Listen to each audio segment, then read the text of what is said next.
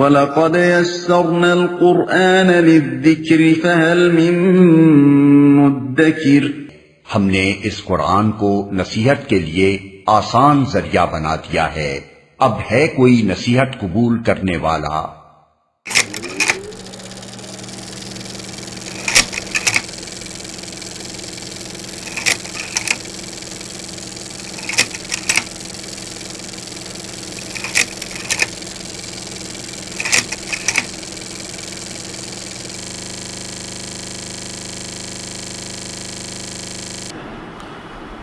اعوذ باللہ من الشیطان الرجیم، بسم اللہ الرحمن الرحیم۔ وما كان لبشر ان يكلمه الله الا وحيا او من وراء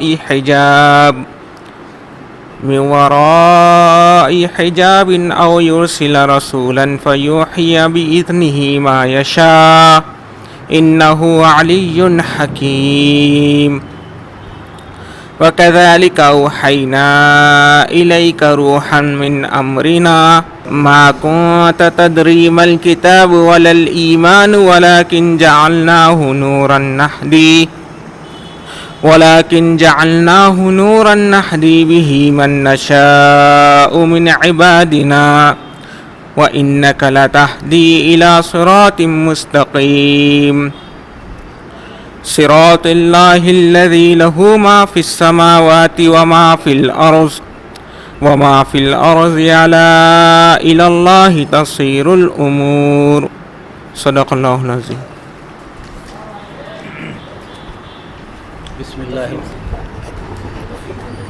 ترجمہ بولتے بسم اللہ الرحمن الرحیم۔ کسی بشر کا یہ مقام نہیں کہ اللہ اس سے روبرو بات کرے، اس کی بات یا تو وہی اشارے کے طور پر ہوتی ہے یا پردے کے پیچھے سے، یا پھر وہ کوئی مقام پیغمبر فرشتہ بھیجتا ہے اور وہ اس کے حکم سے جو کچھ وہ چاہتا ہے وہی کرتا ہے، وہ برتر اور حکیم ہے۔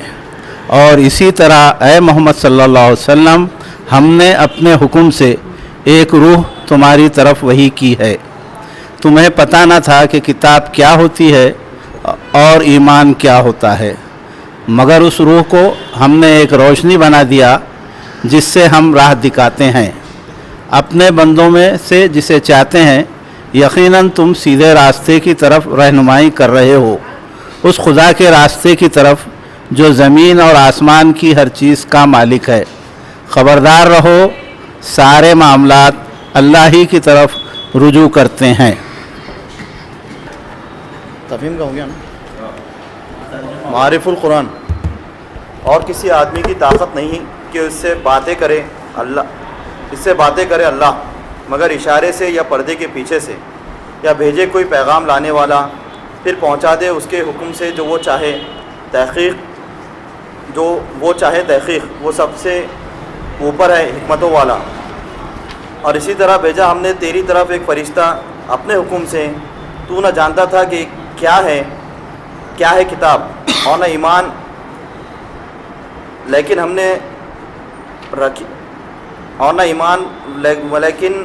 رکھی ہے یہ روشنی، اس سے راہ سمجھا دیتے ہیں جس کو چاہیں اپنے بندوں میں، اور بے شک تو سمجھاتا ہے سیدھی راہ اللہ کی، اسی کا ہے جو کچھ ہے آسمانوں میں اور زمین میں، سنتا ہے اللہ ہی تک پہنچتے ہیں سب کام۔ بسم اللہ الرحمن الرحیم۔ دعوت القرآن۔ کسی بشر کی شان نہیں کہ اللہ اس سے کلام کرے مگر وہی کی صورت میں یا پردے کے پیچھے سے، یا یہ کہ کسی فرشتے کو بھیج دے جو اس کے حکم سے وہی کرے جو وہ چاہے، وہ بلند مرتبہ اور حکمت والا ہے۔ اور اسی طرح اے نبی صلی اللہ علیہ وسلم، ہم نے تمہاری طرف ایک روح اپنے فرمان سے وحی کی ہے۔ تم نہیں جانتے تھے کہ کتاب کیا ہے اور ایمان کیا، مگر ہم نے اس کو ایک نور بنا دیا جس کے ذریعے ہم ہدایت دیتے ہیں اپنے بندوں میں سے جسے چاہتے ہیں، اور یقیناً تم سیدھے راستے کی طرف رہنمائی کر رہے ہو، اللہ کے راستے کی طرف جو آسمانوں اور زمین کی ساری چیزوں کا مالک ہے۔ خبردار ہو جاؤ، سارے معاملات اللہ ہی کی طرف لوٹتے ہیں۔ یہ تدبر قرآن کا ترجمہ ہے۔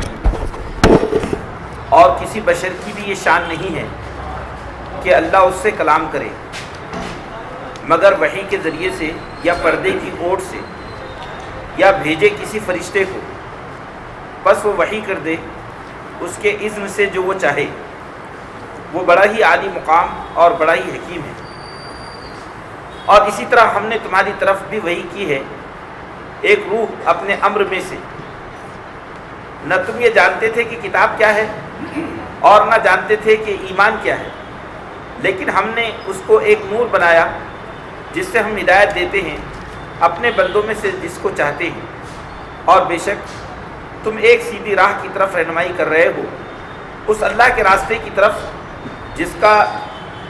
جس کا ہی وہ سب کچھ ہے جو آسمانوں اور زمین میں ہے، آگاہ سارے معاملات اللہ ہی کی طرف لوٹنے والے ہیں۔ یہ رفقہ محترم سورہ شورى کی آخر کی 3 آیتیں ہیں، آیت نمبر 51، 52 اور 53۔ سورہ شورى کی یہ جو آیات کریمہ ہیں، ان آیات کریمہ سے قبل بہت تفصیل کے ساتھ میں اللہ تعالیٰ نے یہ بات ارشاد فرمائی ہے کہ ایک اسلامی معاشرے کے خد و خال کیا ہوتے ہیں، وحی الہی کی روشنی میں جو معاشرہ تشکیل پاتا ہے اس معاشرے کی بنیادی خصوصیات کیا ہوتی ہیں، اور جو افراد اس وحی کی روشنی میں ظاہر ہوتے ہیں یا اس کا اتباع کرتے ہیں تو ان کے اندر کون سی صفات جلوگر ہوتی ہیں۔ ہم دیکھتے ہیں کہ ان کا زندگی کے تعلق سے تصور کیا ہوتا ہے کہ وہ دنیا کو ایک متاع غرور سمجھتے ہیں، ایک دھوکے کا سامان سمجھتے ہیں، اور اس کے بعد میں وہ اپنے غصے پہ قابو پاتے ہیں، نمازوں کا اہتمام کرتے ہیں، بخل سے پاک رہتے ہیں، اللہ کی راہ میں انفاق کرتے ہیں، اور اپنے اجتماعی معاملات کو مشاورت سے انجام دیتے ہیں، اور وہ کسی سے انتقام لیتے ہیں تو اتنا ہی جتنا کہ ان کے ساتھ ظلم ہوا، لیکن معافی کے روش پر قائم رہتے ہیں، لوگوں کو معاف کر دیں۔ تو ایک بہت تفصیل کے ساتھ میں سورہ شورى میں اللہ تعالیٰ نے اس نظام اسلامی کے ذریعے جو معاشرہ قائم ہوتا ہے اس معاشرے کی بہت بنیادی خصوصیات کا احاطہ کیا ہے۔ یہ صورت مکی صورت ہے۔ اب یہ جو آخر کی آیتیں ہیں، ان آیتوں میں اللہ تعالیٰ نے قرآن مجید کی عظمت کو بیان کیا ہے۔ وحی الہی جو اللہ کی جانب سے نازل ہوئی ہے، یہی وحی ہے جو انسانوں کے لیے روشنی ہے۔ آپ دیکھیے کہ آج ہم کو اس پر غور کرنا ہے، کیونکہ یہ جو پوری صورت ہے، اس پوری صورت میں جو اللہ تعالیٰ کی وحی کی جو روشنی دکھائی دے رہی ہے، تو وہ اللہ تعالیٰ فرما رہا ہے کہ یہ اس کے آداب کیا ہے، کیسے اللہ تعالیٰ یہ روشنی عطا کرتا ہے، اور اس میں جو رسول ہیں اس کا مقام کیا ہے۔ دیکھیے رسول بھی 2 ہوتے ہیں، ایک رسول تو وہ ہے جو اللہ کے پیغام کو لے کر آتا ہے، تو اس کو بھی رسول کہتے ہیں۔ جو رسول تک اللہ کا پیغام لاتا ہے وہ بھی رسول ہوتا ہے، وہ بھی پیغامبر ہوتا ہے۔ اور ایک رسول وہ جو انسانوں میں سے ہوتا ہے جو اللہ کے پیغام کو بندوں تک پہنچاتا ہے۔ تو یہاں قرآن مجید نے جس رسول کی طرف اشارہ کیا ہے کہ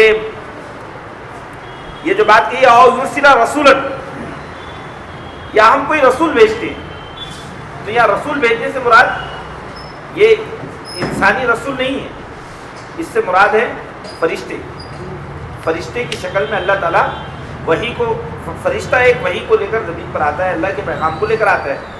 تو اللہ کے پیغام کا جو علمبردار ہوتا ہے اس کو پیغامبر یعنی رسول کہتے ہیں۔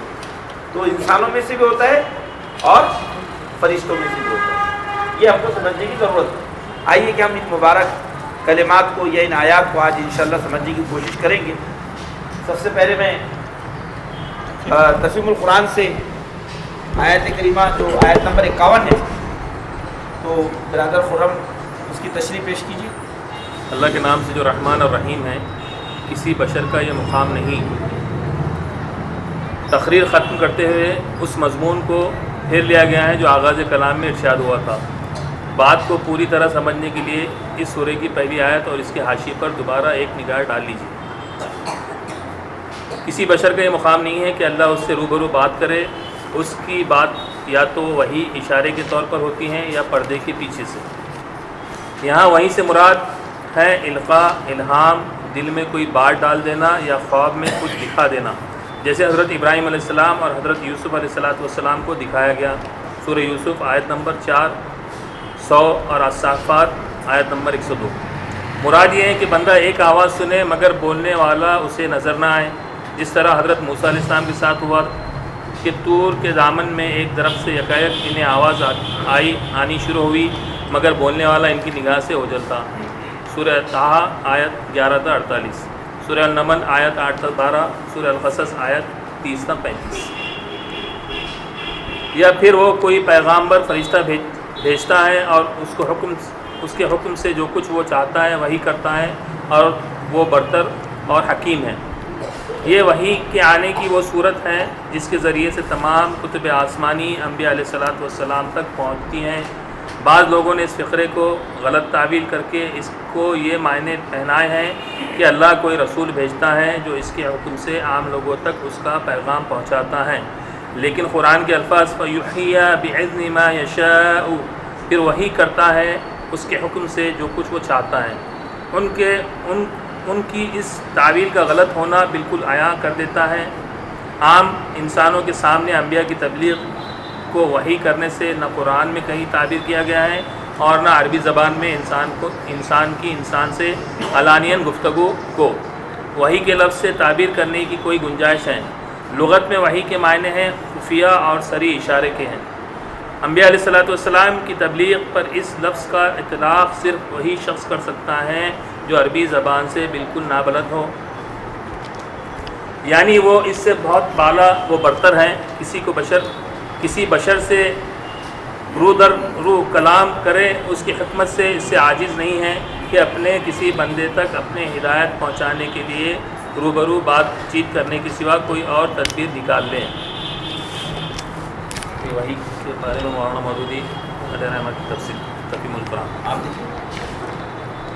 دعوت القرآن،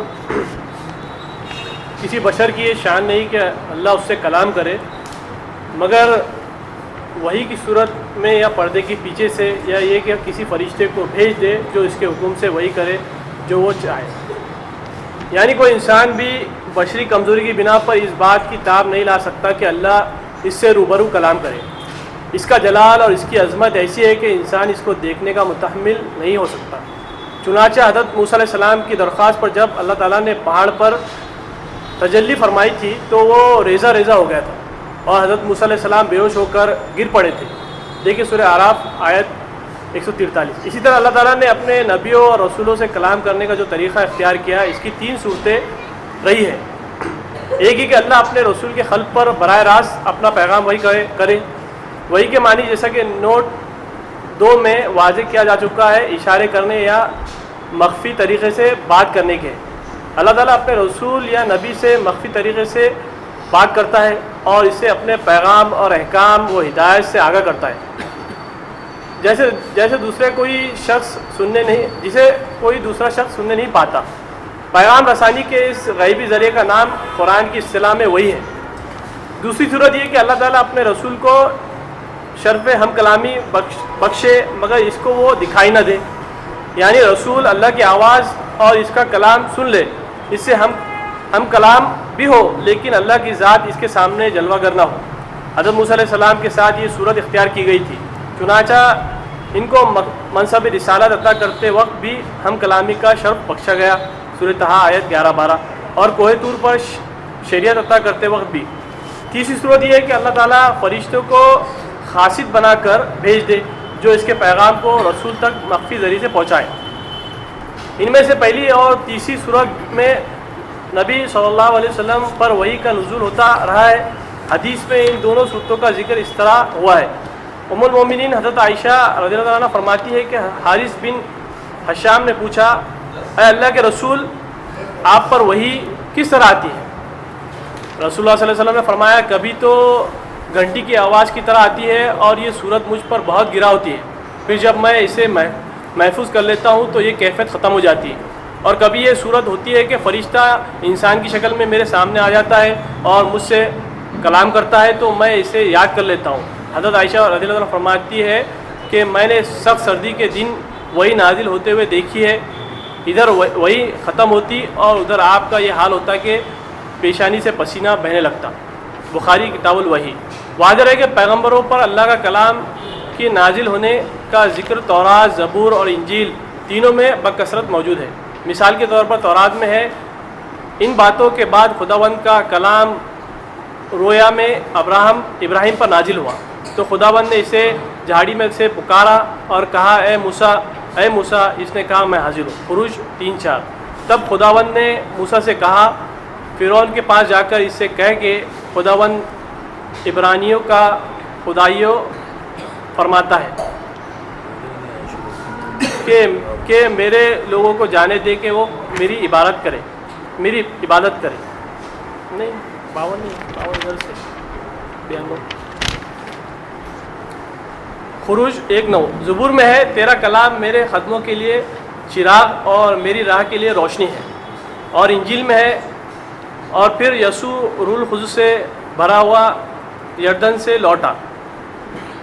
لوقا 1:4۔ جب بھیڑ اس پر گری پڑتی تھی اور خداوند کا کلام سنتی تھی۔ لوقا 1:5۔ اسی طرح کلام الہی اور وحی کا جو تصور آسمانی کتابوں کے ذریعے پہلے سے چلا آ رہا تھا، اس کو قرآن نے پوری وضاحت کے ساتھ پیش کر دیا تاکہ اس ذریعے علم پر لوگ یقین کریں۔ یہ بھی واضح ہے کہ وحی اور الہام میں بہت بڑا فرق ہے۔ وحی بہت واضح ہوتی ہے اور اس کے اللہ کی طرف سے ہونے میں کوئی اشتباہ نہیں ہوتا، اور قرآن تو لفظاً وحی ہے اور اللہ کا کلام ہے۔ الفاظ اور معنی دونوں کے اعتبار سے، اور جہاں تک ہندو مذہب کا تعلق ہے، اس میں الہام کا دھندلا سا تصور موجود ہے جس کو وہ شروطی سے تعبیر کرتے ہیں۔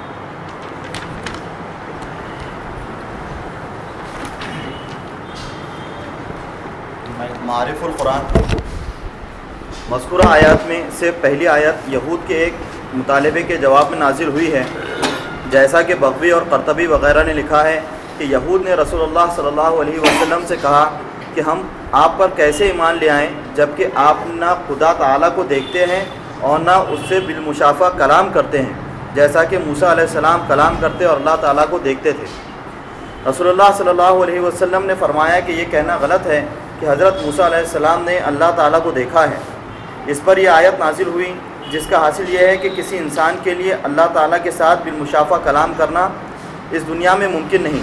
خود حضرت موسیٰ علیہ السلام نے بھی مشافہتاً کلام نہیں سنا بلکہ پس پردہ صرف آواز سنی۔ اس آیت میں یہ بھی بتلا دیا گیا کہ کسی بشر سے اللہ تعالیٰ کے کلام کرنے کی صرف 3 صورتیں ہو سکتی ہیں۔ ایک وحیاً، یعنی کسی مضمون کو قلب میں ڈال دینا، یا یہ جاگتے ہوئے بھی ہو سکتا ہے اور نیند میں بھی بصورت خواب بھی، جیسا کہ بہت سی احادیث میں منقول ہے کہ رسول اللہ صلی اللہ علیہ وسلم نے فرمایا، القیہ فی روعی، یعنی یہ بات میرے دل میں القاء کی گئی ہے، اور انبیاء علیہ السلام کے خواب بھی وہی ہوتے ہیں، ان میں شیطانی تصرف نہیں ہو سکتا۔ اس صورت میں عموماً الفاظ اللہ تعالیٰ کی طرف سے نہیں ہوتے، صرف ایک مضمون قلب میں آتا ہے جس کو وہ اپنے الفاظ میں تعبیر کرتے ہیں۔ دوسری صورت میوں ورائے حجاب ہے، یعنی جاگتے ہوئے کوئی کلام پس پردہ سنے، جیسے حضرت موسیٰ علیہ السلام کو کوہ طور پر پیش آیا کہ اللہ تعالیٰ کا کلام سنا مگر زیارت نہیں ہوئی، اسی لیے زیارت کی درخواست کی، ربی ارینی انظر الیک، جس کا جواب نفی میں دیا گیا، لن ترانی۔ اور یہ حجاب جو انسان کو دنیا میں حق تعالیٰ کی زیارت سے مانے ہے، وہ کوئی ایسی چیز نہیں جو حق تعالیٰ کو چھپا سکے، کیونکہ اس کے نور محیط کو کوئی شے چھپا نہیں سکتی، بلکہ انسان کی قوت بینائی کا ضعف ہی اس کے لیے زیارت حق کے درمیان حجاب ہوتا ہے۔ اسی لیے جنت میں جب کہ اس کی بینائی قوی کر دی جائے گی تو وہاں ہر جنتی حق تعالیٰ کی زیارت سے مشرف ہوگا، جیسا کہ احادیث صحیحہ کی تصریح کے مطابق اہل سنت والجماعت کا مذہب ہے۔ یہ قانون جو آیت مذکورہ میں ارشاد ہے دنیا کے متعلق ہے کہ دنیا میں کوئی انسان اللہ تعالیٰ سے کلام مشافہتاً یعنی بے حجاب نہیں کر سکتا، اور انسان کی تخصیص کلام میں اس لیے ہے کہ گفتگو انسانی کے متعلق تھی، ورنہ ظاہر یہ ہے کہ فرشتوں سے بھی اللہ تعالیٰ کا کلام بالمشافہتاً نہیں ہوتا، جیسا کہ ترمذی کی روایت میں جبرائیل علیہ السلام سے منقول ہے کہ میں بہت قریب ہو گیا تھا اور پھر بھی 70,000 حجاب رہ گئے تھے۔ اور شب معراج میں رسول اللہ صلی اللہ علیہ وسلم کا حق تعالیٰ سے بالمشافہ کلام اگر ثابت ہو جائے جیسا کہ بعض علماء کا قول ہے تو وہ اس کے منافی ہے، اس کے منافی نہیں، کیونکہ وہ کلام اس عالم میں نہیں تھا، عالم سماوات میں تھا، واللہ عالم۔ تیسری صورت او یرسل رسولہ ہے، یعنی کسی فرشتے جبرائیل وغیرہ کو اپنا کلام دے کر بھیجا جائے، وہ رسول کو پڑھ کر سنا دے، اور یہی طریقہ عام رہا ہے۔ قرآن مجید پورا اسی طرح بواسطہ ملائکہ نازل ہوا ہے۔ مذکورہ تفصیل میں لفظ وحی کو صرف القاء فی القلب کے معنی میں لیا گیا ہے، مگر اکثر یہ لفظ تمام اقسام کلام ربانی کے لیے بھی استعمال ہوتا ہے، جیسا کہ صحیح بخاری کی ایک طویل حدیث میں وحی کے اقسام میں بذریعہ فرشتے کلام کو بھی شمار فرمایا ہے، اور اس میں یہ بھی تفصیل ہے کہ فرشتے کے ذریعے جو وحی آتی ہے اس کی بھی دو صورتیں ہوتی ہیں، کبھی تو فرشتہ اپنی اصلی حیت میں ہوتا ہے، کبھی بشکل انسانی سامنے آتا ہے، واللہ سبحانہ و تعالی عالم۔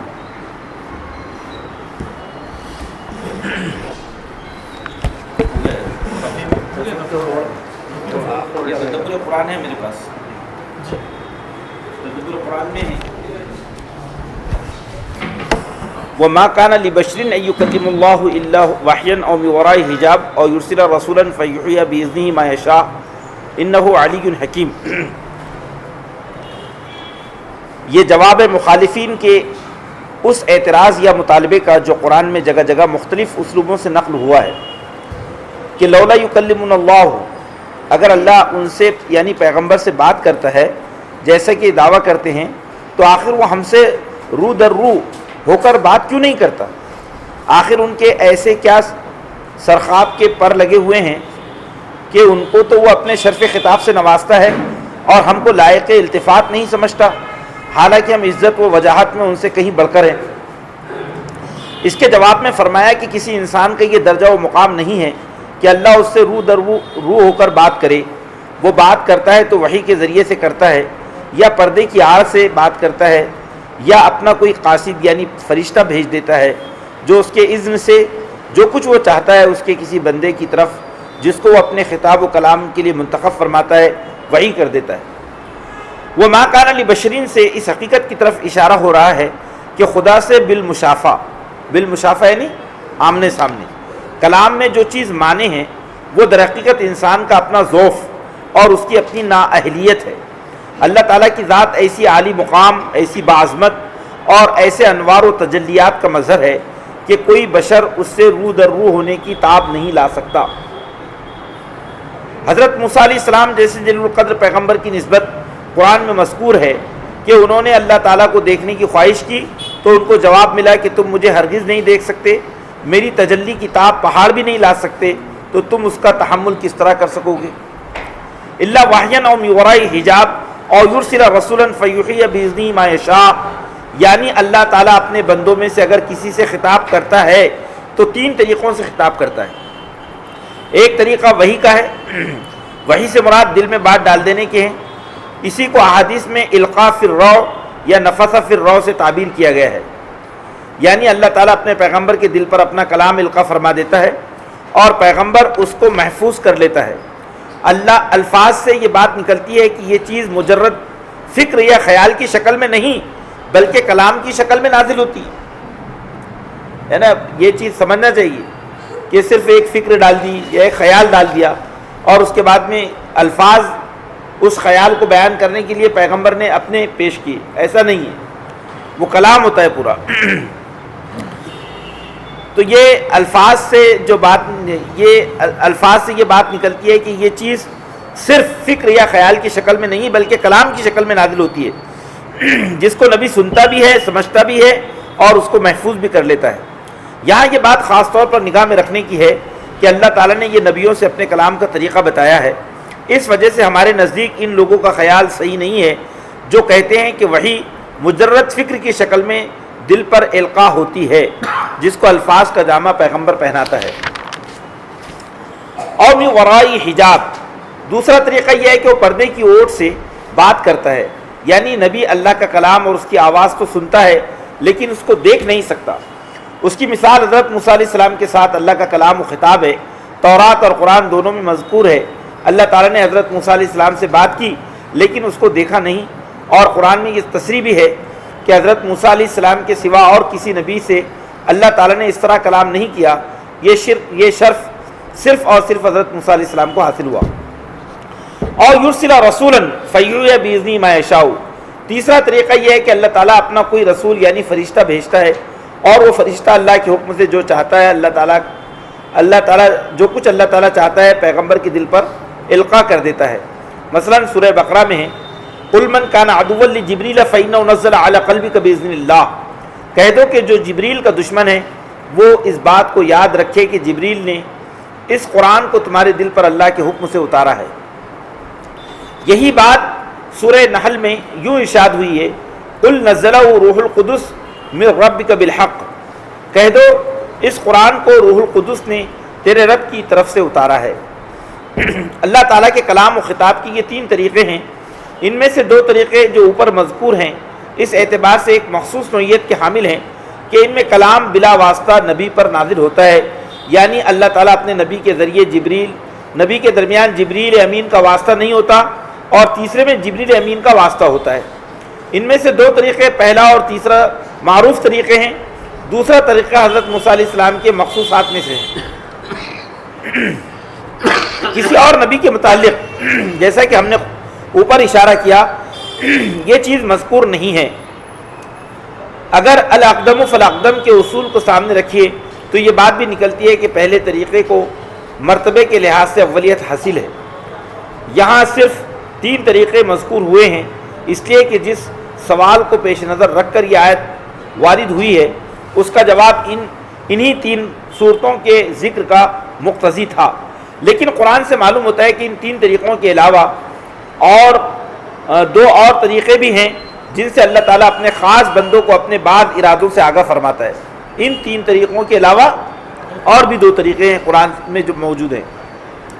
ان میں سے ایک طریقہ یہ ہے کہ فرشتہ بشری شکل میں ممثل ہو کر ظاہر ہوتا ہے اور اللہ تعالیٰ کا پیغام پہنچا دیتا ہے۔ اس کی مثال حضرت ابراہیم علیہ السلام، حضرت لوط علیہ السلام، حضرت مریم علیہ السلام کے ان واقعات میں موجود ہے جو قرآن میں تفصیل سے مذکور ہے۔ دوسرا طریقہ رویا کا ہے، رویا یعنی خواب، رویا یعنی اللہ تعالیٰ جو کچھ مطلوب ہوتا ہے وہ رویا میں امر فرما دیتا ہے یا مشاہدہ کرا دیتا ہے۔ حضرت ابراہیم علیہ السلام کو بیٹے کی قربانی کا حکم رویا میں ہوا۔ غزوہ بدر سے متعلق حضرت صلی اللہ علیہ وسلم کو بہت سے واقعات رویا میں مشاہدہ کرائے گئے۔ ایک نہایت اہم رویا کا ذکر سورہ بنی اسرائیل میں بھی گزر چکا ہے۔ اس تفصیل سے معلوم ہوا کہ اللہ تعالیٰ کے کلام و خطاب اور ایما و اشارے کے 5 طریقے ہیں، اور ہمارے نبی صلی اللہ علیہ وسلم براہ راست کلام کے سوا جو حضرت موسیٰ علیہ السلام کی مخصوصات میں سے ہیں ان میں سے ہر طریقے سے مشرف ہوئے۔ یہ امر یہاں ملحوظ رہے کہ حضرت موسیٰ علیہ السلام کو بھی یہ شرف صرف ایک آدھ بار ہی حاصل ہوا، باقی تورات اسی طرح وحی کی گئی جس طرح کے دوسری وحی صحیفوں میں موجود ہے۔ انہ علی حکیم، یہ اللہ تعالیٰ نے اپنی 2 صفتوں کا حوالہ دیا ہے، ایک اس کی عظمت، رفعت اور بالا تری کو ظاہر کرتی ہے، دوسری اس کی حکمت اور اس کی حکمت کے لوازم۔ اس کی حکمت کے لوازم کیا ہے؟ رحمت، عدل اور ہدایت کی طرف اشارہ کرتی ہے۔ ان دونوں کو جمع کرنے سے یہ بات نکلتی ہے کہ اللہ تعالیٰ کی ذات اتنی بلند و بالا ہے کہ نہ اس کو کسی سے کلام کی ضرورت ہے اور نہ کوئی یہ درجہ و مرتبہ رکھتا ہے کہ اس سے ہم کلام ہو سکے، لیکن اس عظمت و رفعت کے ساتھ وہ حکیم، عادل اور رحیم بھی ہے۔ اس وجہ سے وہ خلق کی رہنمائی اور اپنے بندوں کی اصلاح کے لیے ان کو اپنے خطاب و کلام سے بھی نوازتا ہے، اور اس کے لیے اس نے وہ طریقے اختیار فرمائے ہیں جو اوپر مذکور ہوئے۔ مطلب یہ ہے کہ اس سے آگے بڑھ کر جو لوگ یہ مطالبہ کر رہے ہیں کہ خدا ان میں سے ہر ایک سے روبرو ہو کر بات کرے، تو اس قسم کے لوگ نہ خدا کی عظمت سے آگاہ ہیں نہ اپنی بے حقیقتی سے۔ ایسے احمق لوگ اپنی اسی رعونت ہی کے ہاتھوں ہلاک ہو کر رہیں گے۔ یہ آیت نمبر 51۔ اب آپ بتائیے اس کے تعلق سے کوئی سوال یا کوئی ایسی بات جو سمجھ میں نہ آئی ہو؟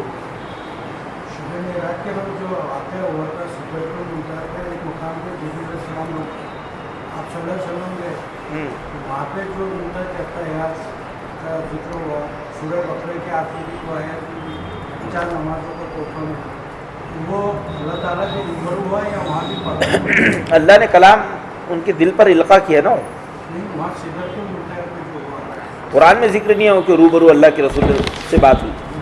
قرآن میں ذکر نہیں ہے, روایتوں میں ہے وہ, اور وہ روایتیں بھی ضعیف ہیں, بہت سی روایتیں اس میں.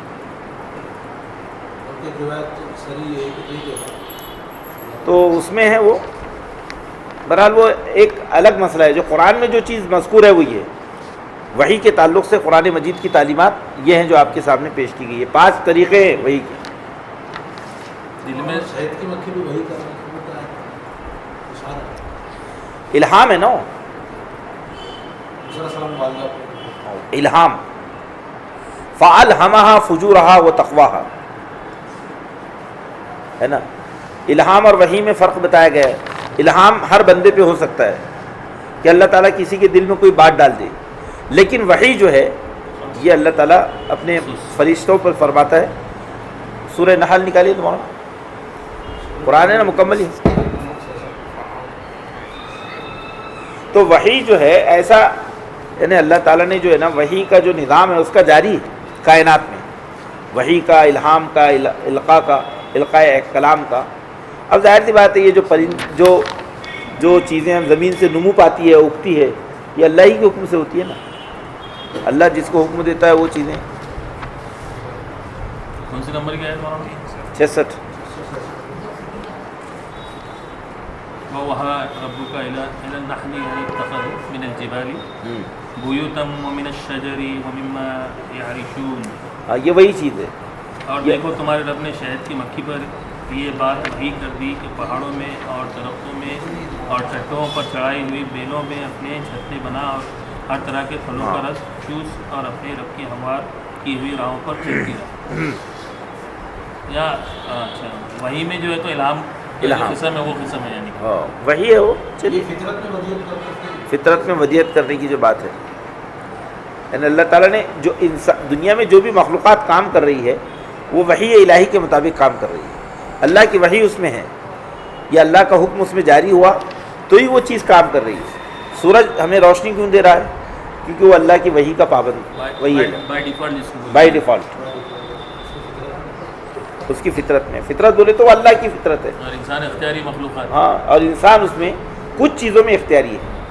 یعنی انسان کے اندر بھی 2 چیزیں, ایک تکوینی ہے, تو تکوینی معاملات میں انسان بہت بے بس ہے, اور ایک ہے تشریعی معاملات جس میں وحی اللہ تعالیٰ انسان کو عطا فرماتا ہے.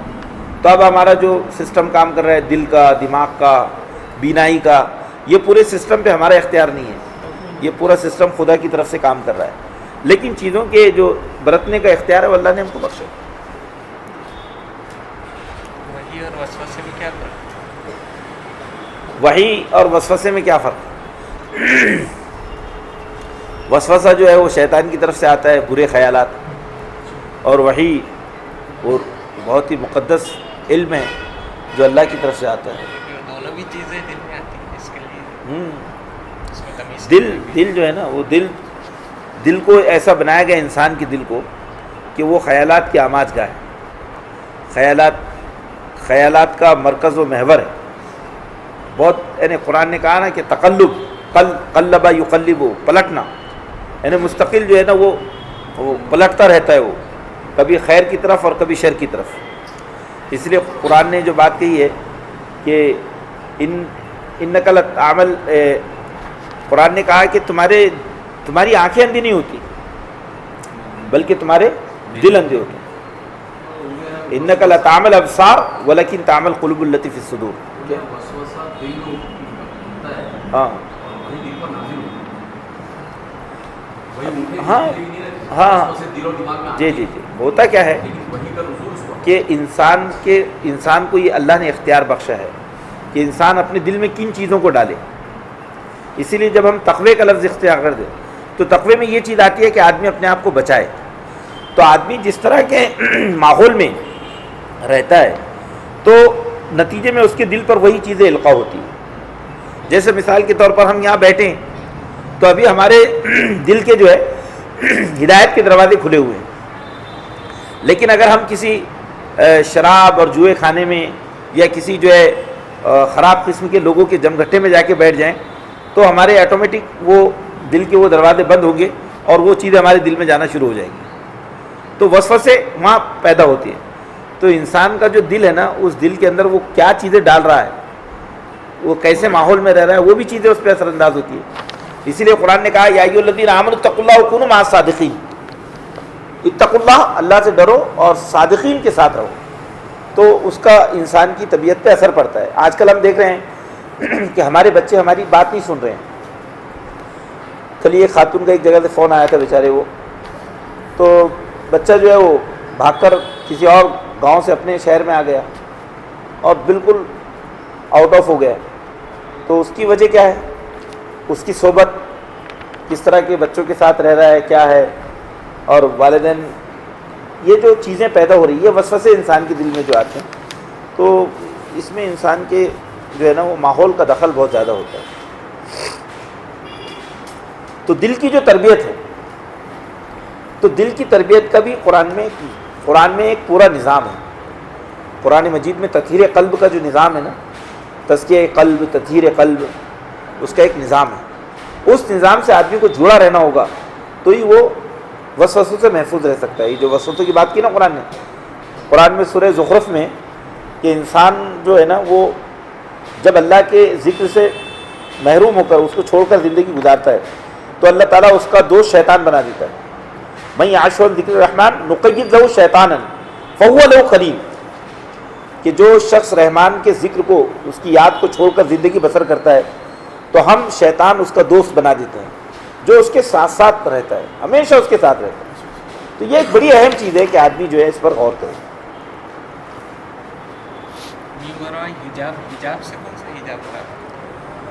حجاب سے مراد بھائی حجاب کس چیز کو کہتے ہیں ہم؟ آڑ کو، کیا آدمی دیکھ نہ سکے، یعنی وہ ہستی کو نہ دیکھ سکے۔ جیسے اگر ایک خاتون کو ہم حجاب میں سمجھیں تو اس کی آواز تو سن لی ہم نے، لیکن ہم اس کو دیکھ نہیں سکے۔ تو حجاب سے مراد کسی چیز کا چھپ جانا ہے نا۔ محجوب کہتے ہیں نا چھپے ہوئے کو، حاجب کہتے ہیں پردے کو، ہے نا، حاجب۔ اب یہ حاجب ہے، حاجب یعنی اس کو اس کے دو لوگوں کے درمیان جو چیز حائل ہو جاتی ہے اس کو حاجب کہتے ہیں۔ تو حجاب سے یہ ورائی حجاب۔ اب حجاب الگ الگ طریقے کا ہوتا ہے، ضروری نہیں کہ پردہ ہی ہو۔ یعنی فرض کیجئے ہم یہاں بیٹھے ہیں، اچانک اگر ہمارے درمیان اندھیرا نازل ہو جائے اور ہم اندھیروں میں چلے جائے تو یہ حجاب ہو گیا ہمارا ایک دوسرے سے، ہم دیکھ نہیں پا رہے ایک دوسرے کو کیا ہو رہا ہے۔ وہی کے سلسلے میں حجاب، ہاں، یعنی اللہ تعالیٰ حجاب کے پیچھے سے، میں ورائی حجاب، حجاب کے پیچھے سے، یعنی گویا اللہ کی ذات جو ہے اس کی وہ تجلی نہیں ہو رہی، اس کا دیدار نہیں ہو رہا، صرف کلمات سنے جا رہے ہیں۔ مولانا جو سن رہا نہیں ہے قرآن میں تصویر کرتے ہیں کسی کے الہام حسین، ہم اس کے بعد کسی کے الہام کشف وغیرہ اس کی دیکھیے الہام کی تو گنجائش اس معنی میں ہے کہ جو انسان معاملات زندگی میں جب اللہ سے استخارہ کرتا ہے اور اس کو کچھ چیزیں محسوس ہوتی ہے کہ مجھے یہ کرنا چاہیے اور یہ نہیں کرنا چاہیے، تو بلا شبہ وہ تو اللہ کی طرف سے اس کی رہنمائی ہے، لیکن وہ رہنمائی کا درجہ وحی الہی کا درجہ نہیں ہو سکتا۔ اسی لیے یہ بات کہی گئی کہ فرد واحد کے اوپر کتنے بھی انکشافات ہو جائے، کشف، تو وہ اس کی اپنی ذات کے لیے ہو سکتے ہیں، لیکن جب وہ اجتماعی معاملات میں ہوگا تو اس کے کشف اور اس کے رویا کی بنیاد پر فیصلے نہیں ہوگی، وہ تو پورے حقائق کی روشنی میں فیصلے ہوگی۔ وہ ایک طرح سے کیا ہے، وہ ایک غلط تصور دین ہے کہ ہم کشف و حجاب، وہ جو ہے نا کشف اور شہود کی جو بات کرتے ہیں، وہ غلط بات ہے، ایسی بات قرآن سے ثابت نہیں ہے۔ اور اگر ایسی بات ہوتی نا تو پھر تو پورا نظام اسلامی کا یعنی ابتدائی دنوں میں بیڑا غرق ہو جاتا تھا اور سارے صحابہ کشف میں لگ جاتے تھے۔ ارے کیا کر رہے ہو؟ میں کشف کر رہا ہوں ابھی۔ حضرت عمر رضی اللہ عنہ اپنی فوجوں کو بھیجتی ہی نہیں تھے کہیں بھی، وہ کشف میں لگا ہوا ہوں میں، کچھ ہوتا ہے کہ دیکھوں گا۔ اس میں کوئی شک نہیں کہ اللہ تعالیٰ اپنے مخصوص بندوں پر مخصوص حالات میں کچھ چیزوں کو واضح کر دیتا ہے کہ کیا ہونے والا ہے، لیکن وہ اس کے مطابق وہ اپنے معاملات کے اندر وہ روش اختیار کرتے ہیں، وہ اس کا اظہار نہیں کرتے۔ لیکن جب موقع آتا ہے تو وہ اس کا اظہار کرتے ہیں کہ دیکھو مجھے ایسا محسوس ہو رہا تھا کہ ایسا ہونے والا ہے، اس لیے میں نے ایسا کیا. ہاں وہ اللہ کی طرف سے ہوتا ہے. مخصوص حالات ایسے بن جاتے ہیں کبھی کبھی، اور کبھی ایسا ہوتا ہے کہ اللہ کی طرف سے کچھ ایسی چیزیں بن جاتی ہیں کہ آدمی ایک جگہ نکلتا ہے اور درمیان میں اس کے لیے کچھ ایسے رکاوٹیں بن جاتی ہے کہ وہ وہاں نہیں پہنچ پاتا اور وہ اپنے فیصلے سے بعد آ جاتا. پھر اس کو معلوم ہوتا ہے کہ اس کا اس سے بعد آنا خدا کی طرف سے کہیں نہ کہیں اشارہ تھا کہ تو یہاں سے رک جاؤ، یہ مت کرو. تو یہ بڑی اہم چیزیں ہیں. حضرت عمر کا جو بتائیں گے ساری الجبل جو ہاں حضرت موسیٰ علیہ الصلوۃ والسلام، حضرت عمر رضی اللہ عنہ کی جو روایت ہے یا ساری الجبال، تو وہ بلا شبہ حضرت عمر رضی اللہ تعالیٰ عنہ کا جو جنگ کا جو نقشہ ہے، جو میدان جنگ میں، کیونکہ وہ اپنے اتنے عزیزوں کو انہوں نے میدان جنگ میں بھیجا، تو وہ پورا نقشہ ان کے ذہن پہ وہ تھا، نقش تھا. اب جیسے مرکز اسلامی ہے، اب مرکز اسلامی میں اگر کوئی ذمہ دار ہے اور معلوم ہے کہ مرکز اسلامی میں کیا ہو رہا ہے، تو وہ جو ذمہ دار اگر کہیں بھی رہے گا تو وہ اپنے رفقا سے یہ کہے گا کہ دیکھو مرکز میں اس گیٹ سے مت داخل ہونا، ادھر سے داخل ہونا. یعنی کچھ ایسی کیفیتیں انسان پہ طاری ہو جاتی ہے کہ وہ چیزیں اس کے ذہن پہ سوار ہوتی ہیں. تو بلا شبہ وہ ہو سکتا ہے کہ اللہ ہو سکتے ہیں. کشف نہیں تھا، وہ کشف نہیں کہہ سکتے. کشف میں تو یہ ہوتا ہے کہ اللہ تعالیٰ جو ہے نا وہ خود ان کے سامنے چیزوں کو واضح کر دیتا کہ ایسا ہو رہا ہے ویسا ہو رہا ہے. کیونکہ آج کے جو حالات ہے بین الاقوامی سطح پر امت مسلمہ کے ساتھ، تو ان حالات میں یہ سب جو چیزیں ہیں، اب یہ چیزیں جو ہے نا بالکل بے اثر ہو کر رہ گئی. اب سارا کشف و اعلام جو ہے نا وہ باطل قوتوں کے پاس ہو رہا ہے. ہماری اسرائیل اور امریکہ، اب تو دنیا بالکل واضح ہو گئی نا. اب تو کوئی ضرورت نہیں ہے، موبائل آپ کے ہاتھ میں ہے، آپ کبھی بھی کشف کر سکتے. ایک ہے نا ہاں کسبی کشف ہے، یہ کر سکتے ہیں. کچھ لوگوں نے اس کی طرف اشارہ کیا ہے علماء نے. لیکن یہ ہے کہ اس میں کیا رہتا کہ بھئی جن چیزوں کی شریعت کی طرف سے کوئی واضح اس کی طرف سے ہدایات نہیں ہے شریعت کی طرف سے، تو جب ہم اس میں کھلی چھوٹ دے دیتے ہیں یا اس کو اصول بنا دیتے ہیں تو نتیجہ یہ ہوتا ہے کہ بہت سارے پاکھنڈی جو ہے نا اس کا فائدہ اٹھاتے ہیں. اور دین کا ہمیشہ جو ہے نا فائدہ پاکھنڈیوں نے اٹھایا. وہ ایک پاکستان کے ایک ٹی وی چینل پر ایک چیز آئی تھی کہ ایک بڈھے کو پکڑے انہوں نے، جو بہت بڑا ان کا ولی تھا، کراماتی ولی. سب اس کے پیر کے نیچے اپنا سر رکھتے اور کیا کیا ہوتا تھا. تو ٹی وی چینل پر اس کو پوچھے انہوں نے کہ کلمہ شہادت پڑھو بھائی، تو اس کو کلمہ شہادت آیا ہی نہیں آخر تک. یہ لوگ رہتے ہیں ان کے اوپر. اور پھر بڑے بڑے عالم انہوں نے کبھی ایسے دعوے نہیں کیے ہے نا. اتنے بڑے بڑے عصر جدید کے عالم، مولانا مودودی، مولانا علیم ندوی، انہوں نے کبھی نہیں کہا کہ ہمارے پر کشف ہوا ہے. یہ مولانا عبد الماجد ندوی صاحب اورنگ آباد میں فلاں جگہ پر ابھی مطالعہ قرآن میں بیٹھے ہوئے ہیں. بڑے عالم کبھی یہ غلطی نہیں کرتے. یہ سب ایسے ہی چلتا ہے معاملہ. تو میرا خیال ہے کہ ان چیزوں سے، ان کے حکمت کے ساتھ میں یہ ساری خرافات کو، یہ بدعات کو ختم کرنے کی ضرورت ہے. یہ دین کے بہت ہی بگڑے ہوئے تصورات ہیں. دین یہیں آ کے اٹک گئے، نہ قرآن پڑھتے نہ حدیث پڑھتے، کوئی چیز نہیں. اور یہاں جو انفارمیشن کا لینے کا معاملہ ہے، اور جن جو سن لیتے ہیں ہاں تو وہ جو آ کے انفارم جو کرتے ہیں وہ کاہنوں کو کرتے ہیں، اور ان کی وہ ختم ہو گئے نا. وہ حضرت محمد صلی اللہ علیہ وسلم کی ابھی سارے ابھی نہیں وہ الگ چیز ہے. وہ تو لیکن وہ آپ وہاں سے وحی نہیں لا سکتے ہو، کیونکہ اللہ کے رسول جو آخری پیغمبر تھے ان کے بعد وہ دروازے بند کر دیے گئے. زمین پر وحی کے جو نزول کے دروازے وہ اب ختم ہو گیا. وہ کوئی سلسلہ ان کے لیے وہ نہیں ہے. اب وہ فرشت ہو سکتا ہے، اللہ کا نظام ہے. ہاں نزول قرآن کی سیکورٹی تھی، وہ ختم ہو گیا وہ سلسلہ. اب کیا اس کی ضرورت ہے؟ اور ٹھیک ہے ابھی اصل میں کیا وہ تارے ٹوٹتے ہیں تو اپن تو بڑے بڑے شیطانیاں بیٹھے ہوئے ہیں، اپن بھی ٹارگٹ ہو سکتے ہیں اس میں. لیکن یہ ہے کہ شیاطین جو ہے وہ ٹارگٹ ہوتے ہیں اس سے، جن بھی ہوتے ہیں جو قرآن نے اس کی طرف ذکر کیا ہے. لیکن یہ ہے کہ وحی الہی کا جو سلسلہ ہے وہ حضرت محمد مصطفیٰ صلی اللہ علیہ وسلم کی ذات اقدس پہ مکمل ہو گیا.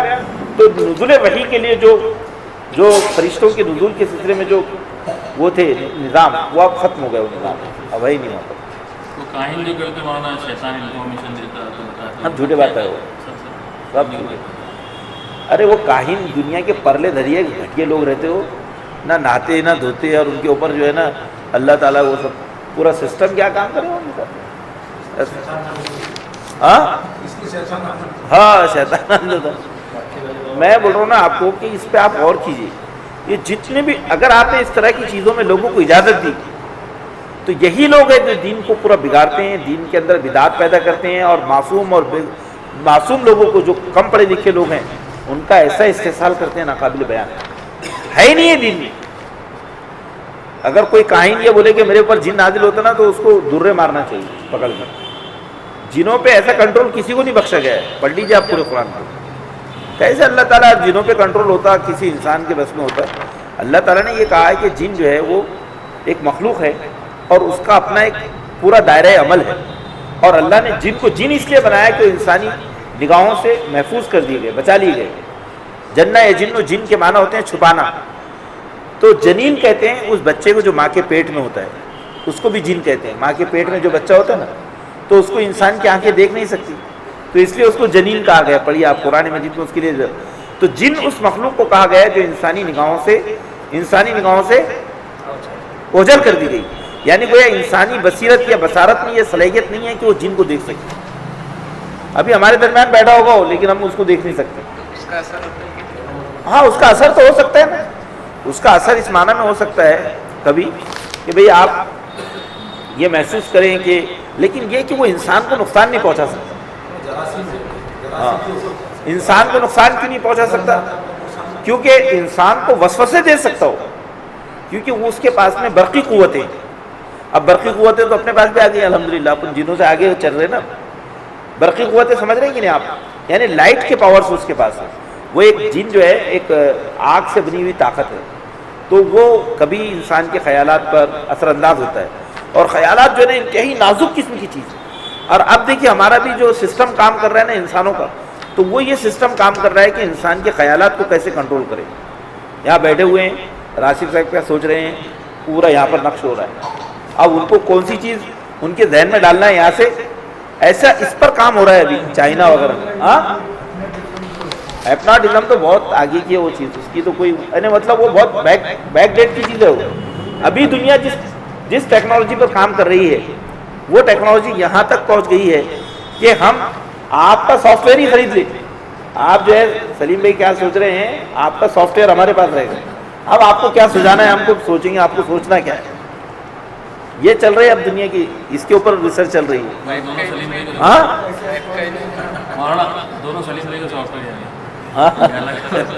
تو اس کا بھی ایک مسئلہ ہے، کیونکہ یہ جو چیزیں ہیں کیونکہ یہ سب چیزیں اللہ تعالیٰ نے بیان کی نا.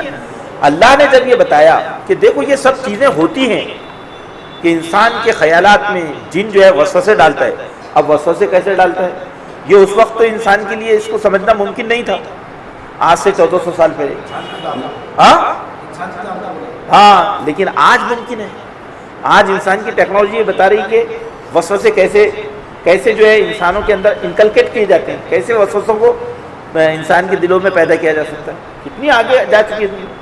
پہلے کے زمانے میں کوئی یہ جب قرآن نے کہا کہ ہم تمہاری پوری فلم بنا رہے ہیں اور تمہارے اعمال کی ایک ایک چیز کو ریکارڈ کر رہے ہیں، تو یہ چیز اس وقت کے انسان کے سوچ کے بالکل ماورا تھی. لیکن آج ہم دیکھ رہے ہیں کہ ہماری ایک ایک چیز ریکارڈ ہو رہی ہے. دیکھیے ہم یہاں بیٹھے تو ایک ایک چیز جو ہے ہماری ریکارڈ ہو رہی ہے. یہ قرآن مجید میں یہ سب چیزیں آج سے 1400 سال پہلے تھی. اب وہ یہ کہ قرآن مجید نے جتنی چیزوں کے بارے میں جو اس وقت کے انسانی ذہن کے سامنے جو چیز رکھی تھی، آج وہ چیزیں مشاہدات کی دنیا میں آ چکی ہیں. مشاہدات کی دنیا میں آ چکی ہیں کہ اب تم کو تصور کی ضرورت نہیں ہے، اب تمہیں دیکھنے کی ضرورت ہے. تم دیکھو یہ سب ممکن ہے. تو اللہ تعالیٰ نے یہ جو وحی الہی کا جو نظام ہے یہ بہت ہی محفوظ نظام ہے. دیکھیے دنیا میں اللہ تعالیٰ نے علم کے 2 سرچشمے رکھے. ایک علم وہ ہے جو علم شکی ہے، جس کی بنیاد فلسفہ تشکیک پر ہے. فلسفہ تشکیک یعنی ڈاؤٹس کے ذریعے وہ علم آدمی حاصل کرتا ہے. تو ہماری سائنس، ہماری ٹیکنالوجی، ہمارے علم نباتات، علم حیوانات، یہ ساری چیزیں جتنی ہیں یہ ہمارا شک جتنا طاقتور ہوگا وہ علم اتنا بڑا ہوگا.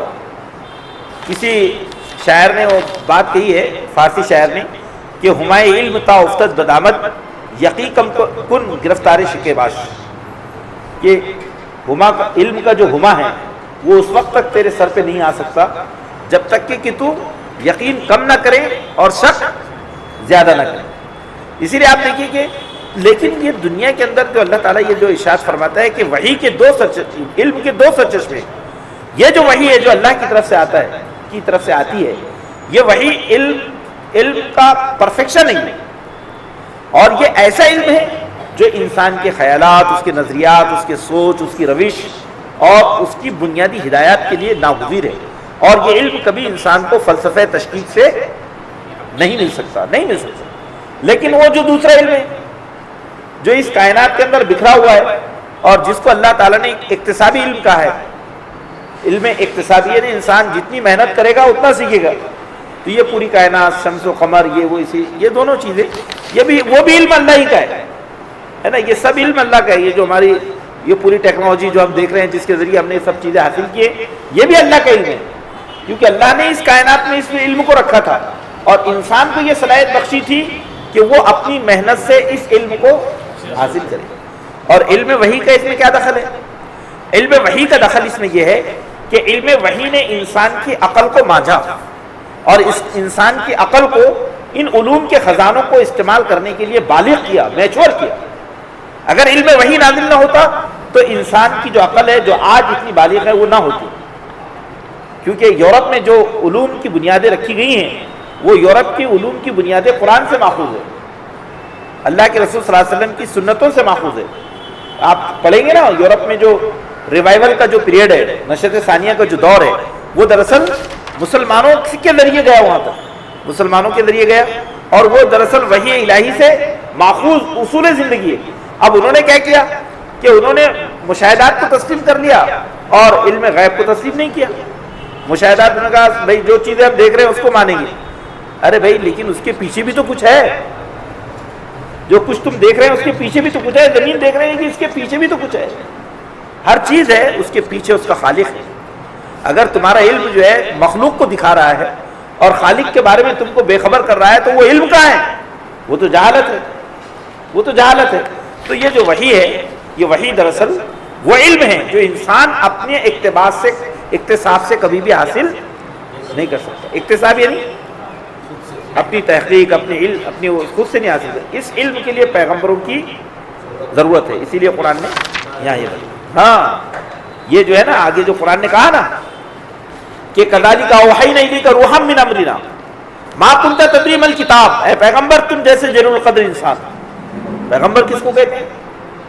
پیغمبر انسانی دنیا کا سب سے عظیم انسان ہوتا ہے، اور وہ بھی محمد صلی اللہ علیہ وسلم کہ جو آدم علیہ السلام سے لے کر قیامت تک اب اتنا پرفیکٹ انسان دنیا میں پیدا نہیں ہو سکتا. کہا کہ اے نبی یہ آپ کی بس میں بھی نہیں تھا کہ آپ کتاب کو جانتے یا آپ ایمان کو جانتے. یہ تو اللہ نے اپنی طرف سے یہ نور آپ کو بخشا ہے جس نور کے ذریعے ہم جس کو چاہتے اپنے بندوں میں سے ہدایت عطا فرمائے. بہت بڑی چیز ہے یہ. تو آیت نمبر 52 کو لیتے ہیں پھر. اب یہ وقت ہو گیا جی. انشاءاللہ آیت نمبر 52 کو اگلے 52 اور 53 کو اگلے مطالعہ قرآن میں ہم رکھیں گے.